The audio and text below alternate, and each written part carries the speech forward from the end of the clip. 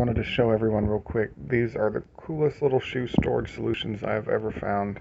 You can see I got one in every shoe cubby here. And it's these little plastic stands. That's all they are these little plastic stands.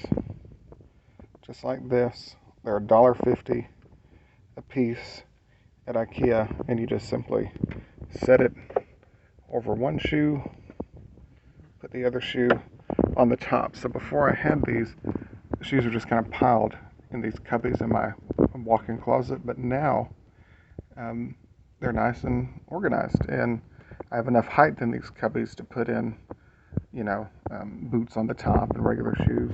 So anyway, so essentially each cubby was $3 to have some really good shoe storage. So I just thought I'd share them. They're at IKEA, $1.50 a piece.